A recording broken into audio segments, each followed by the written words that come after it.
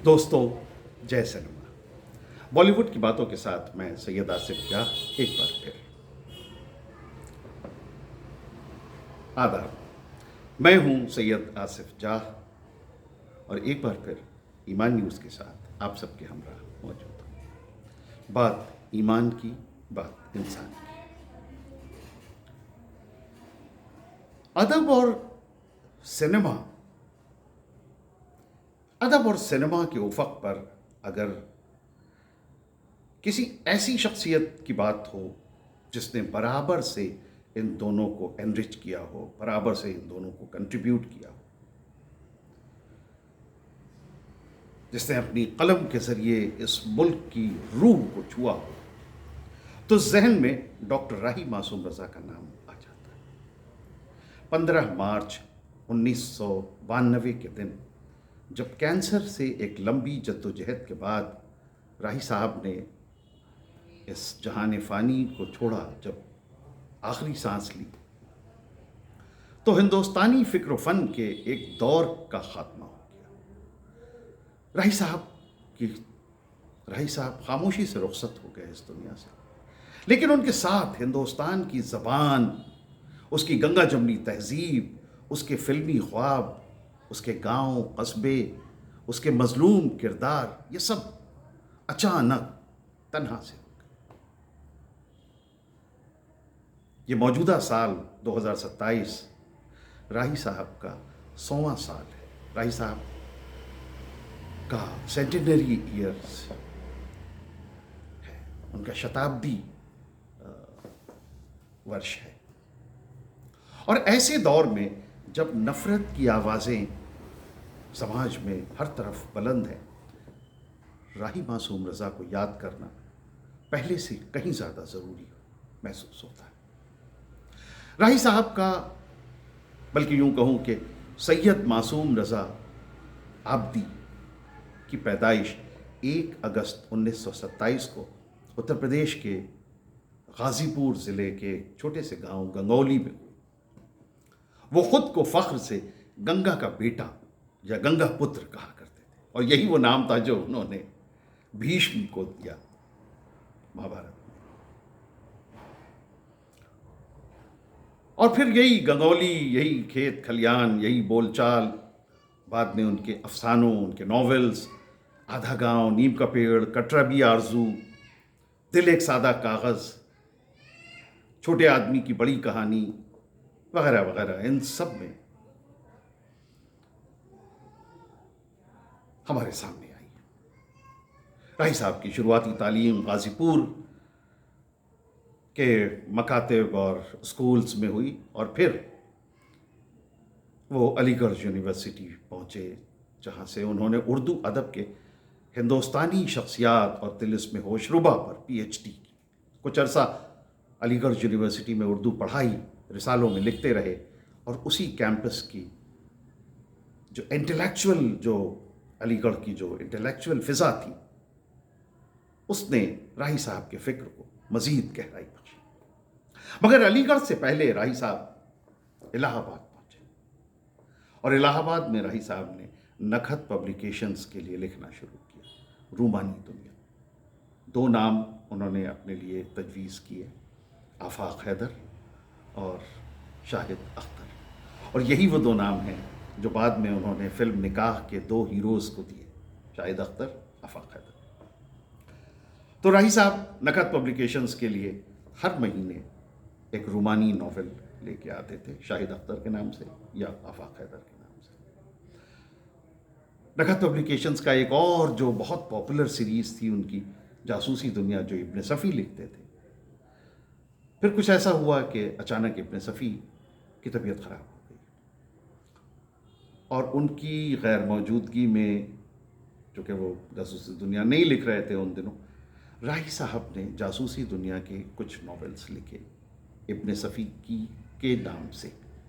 اس میں انہوں نے اپنا نام بھی نہیں دیا، مگر ریڈرز کے لیے یہ پہچان پانا ناممکن ہے کہ جاسوسی دنیا کا کون سا ناول ہے جو راہی صاحب نے لکھا اور کون سے ہیں جو ابن صفی نے نہیں لکھے۔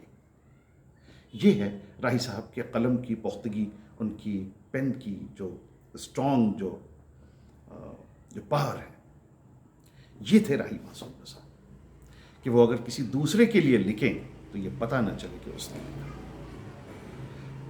پھر علی گڑھ کی نرم ہوا، ادبی بیٹھکیں، ترقی پسند افکار کی گرم بحثوں کے بیچ اس نوجوان استاد کو، اس لیکچرر کو یہ احساس ہوا کہ اس کی اصل قوت کلاس روم کے لیکچرز میں نہیں بلکہ کاغذ پر درج ان کرداروں میں ہے جو اس کی مٹی، اس کی قوم، اس کے ملک کی کہانی بیان کر سکے. اور پھر اس بیچ راہی صاحب کا شعر و ادب کا جو سلسلہ تھا وہ جاری تھا، اور اس دور میں یہ کہا جاتا ہے کہ راہی معصوم رضا مشاعروں میں صف اول کے شعراء میں ان کا شمار ہوتا تھا. پھر کسی ایک مشاعرے میں چندرا صاحب نے انہیں سنا. چندرا صاحب جو ایکٹر بھرت بھوشن جی کے بڑے بھائی تھے. چندرا صاحب ایک پروڈیوسر تھے. انہوں نے راہی صاحب کو سب سے پہلے راہی صاحب کو اپنی فلم مرزا غالب کے لیے سائن کیا، اور ان کے بلاوے پہ راہی صاحب پہلی بار بامبے آئے.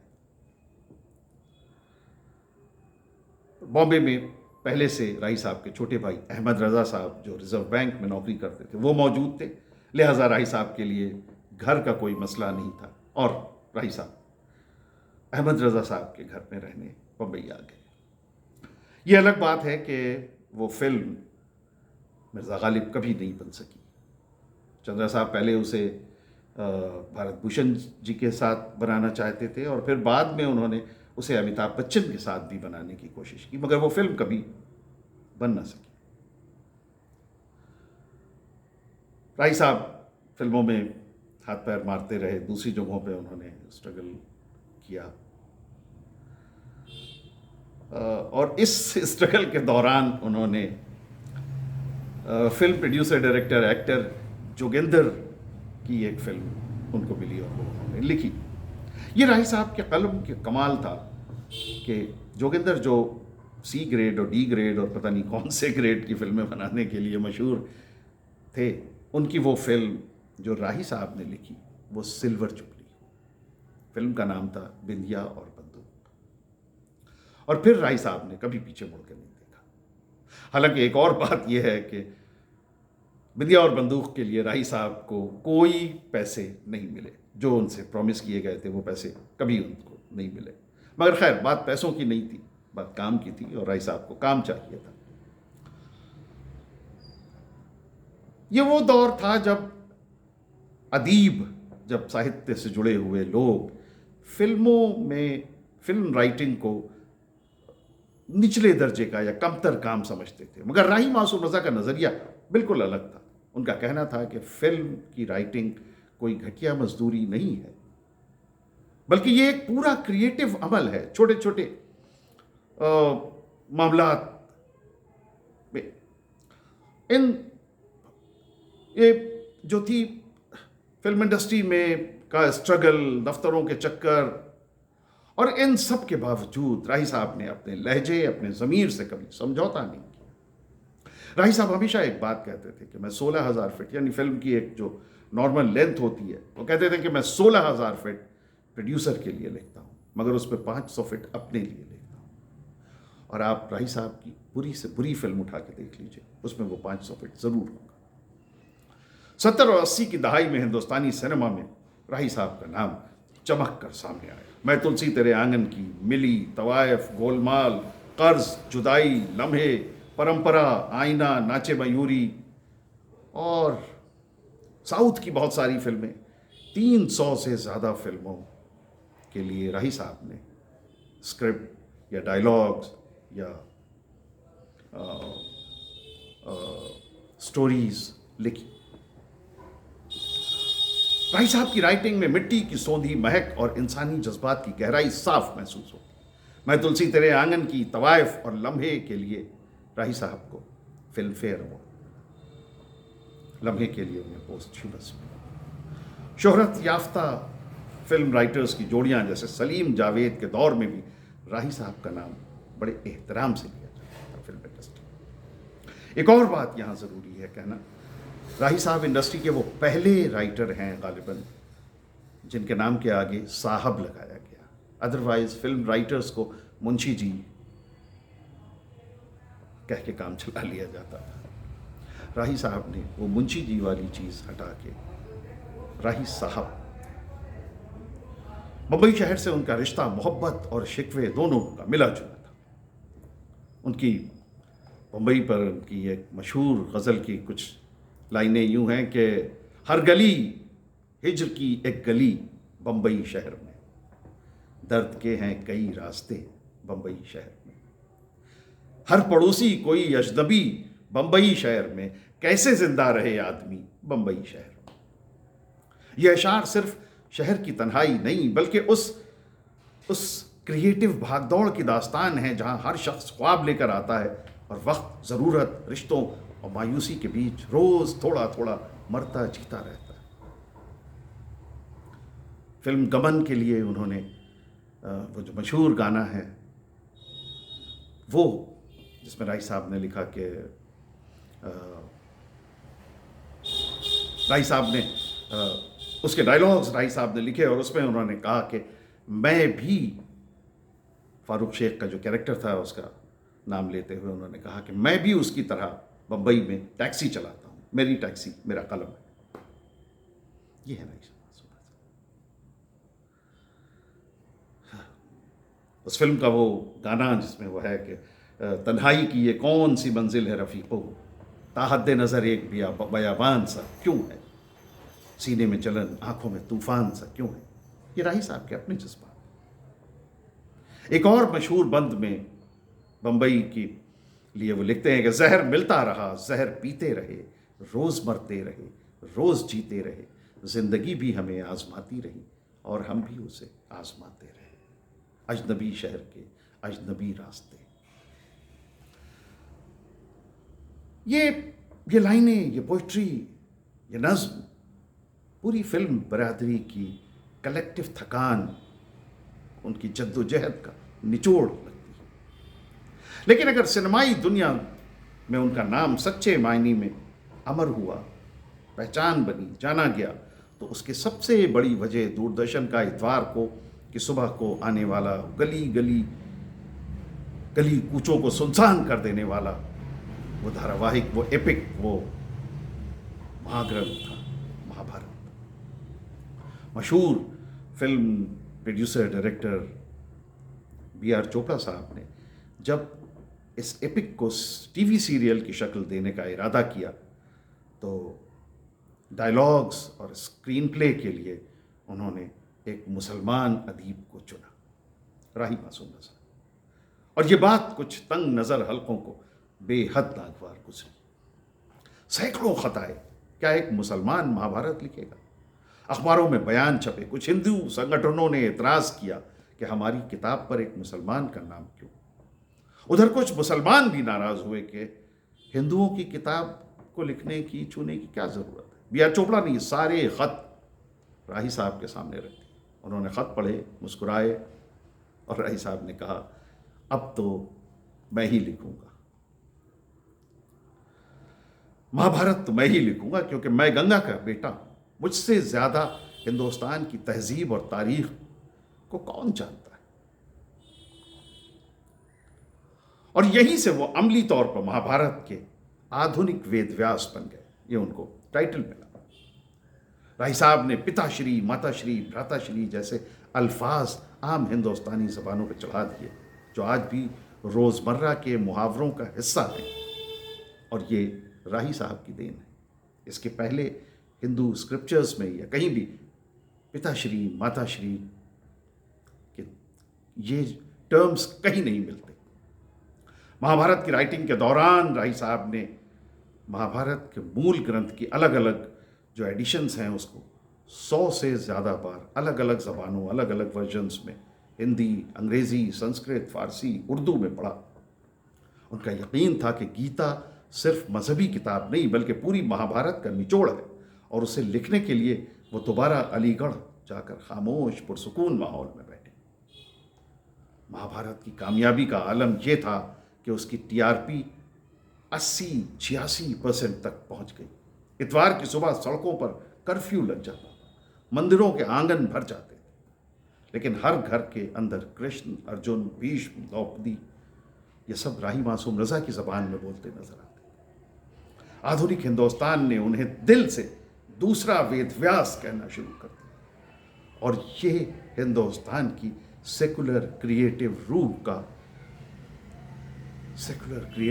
کی سب سے خوبصورت تصویر تھی کہ ایک شیعہ سید مسلمان گنگا کے کنارے کا آدمی کروڑوں ہندو گھروں میں بیٹھ کر ان کی سب سے مقدس داستان کے الفاظ گڑھ رہا ہے۔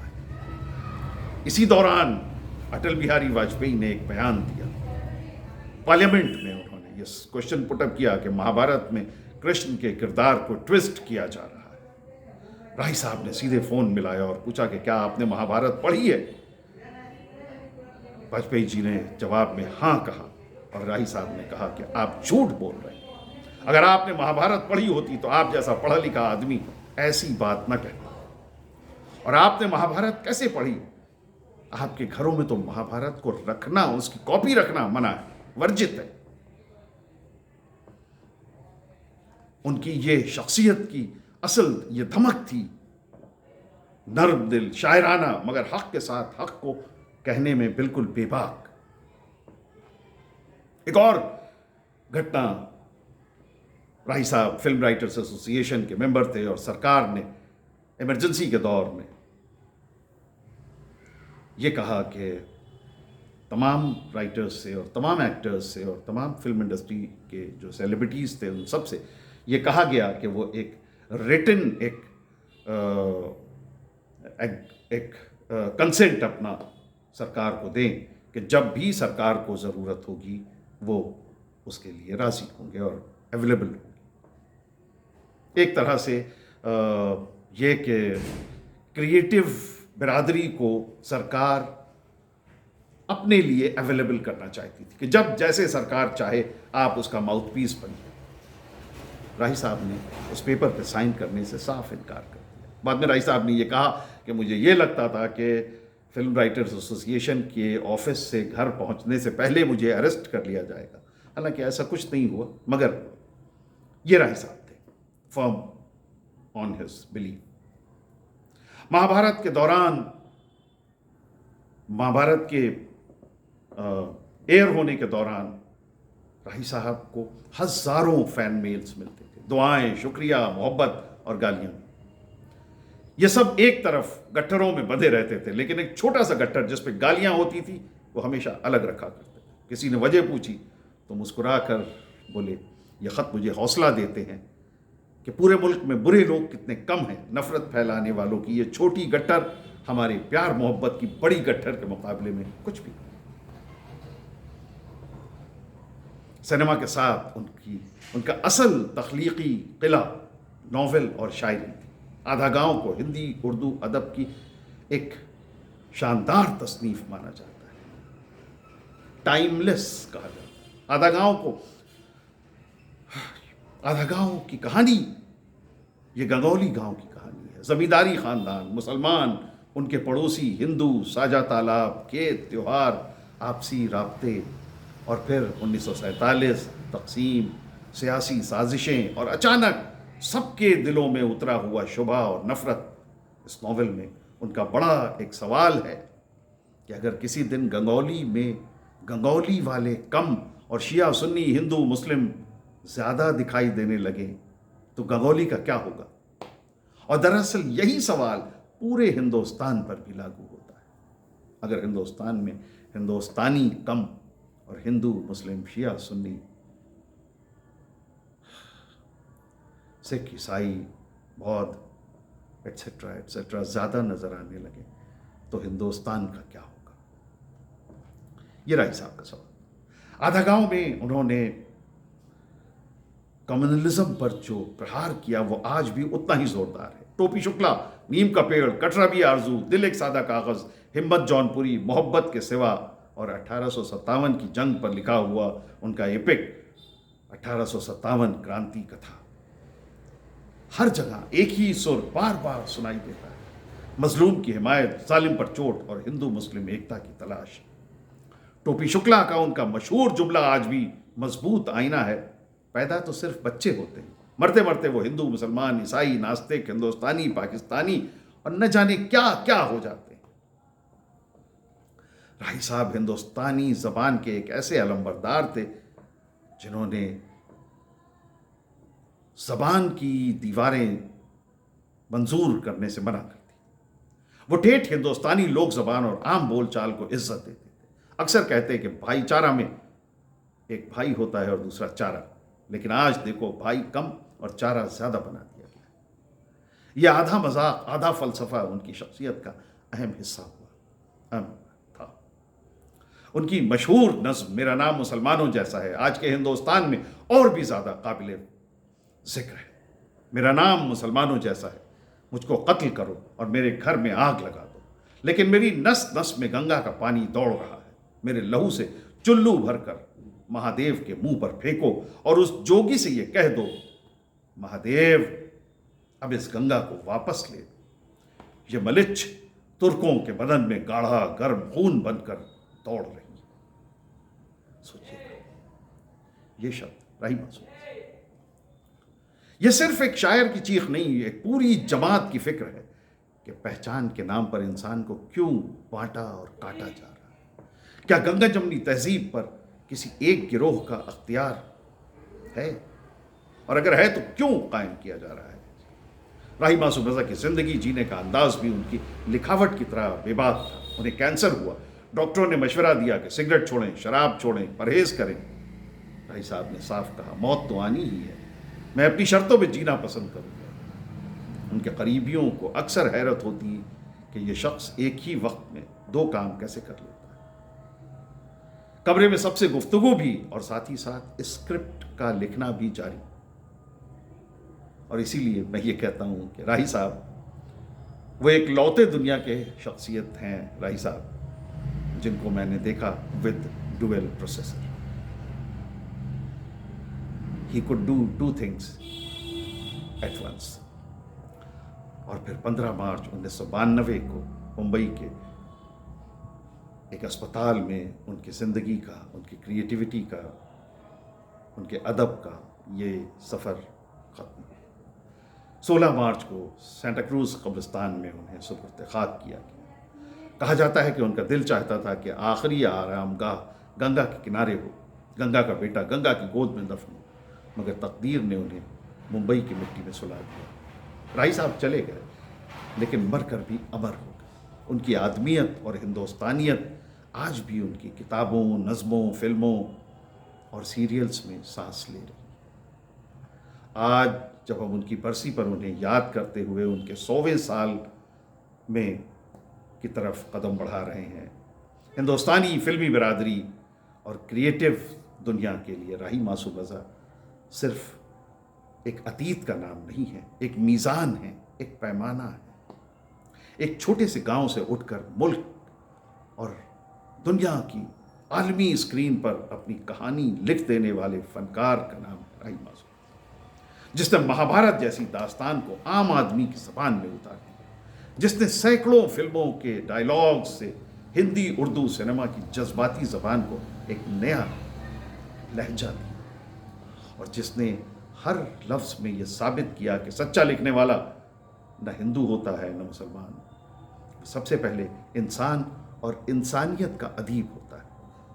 राही साहब ने एक जगह लिखा कि ज़ख्म जब भी कोई ज़हन दिल पर लगा, ज़िंदगी की तरफ एक दरीचा खुला। हम भी गोया किसी साज के तार हैं, चोट खाते रहे, गुनगुनाते रहे, अजनबी शहर के अजनबी रास्ते। शायद यही उनकी विरासत है कि हर राइटर, फिल्मसाज, अदाकार, फनकार जिंदगी के जख्मों से डर कर चुप न हो जाए, बल्कि उन जख्मों को सुर बना दे, रोशनी बना दे।